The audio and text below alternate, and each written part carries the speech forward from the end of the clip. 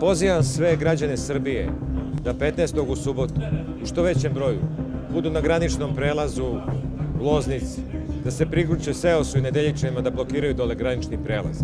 Pozivam sve ljude da dođu u Beograd na E75 da blokiramo kod Sava centra autoput, da budu u Preljini na svim mestima po Srbiji gde su planirane blokade, da oteramo gamad iz doline Jadra. Dakle, 15. svi na blokadi.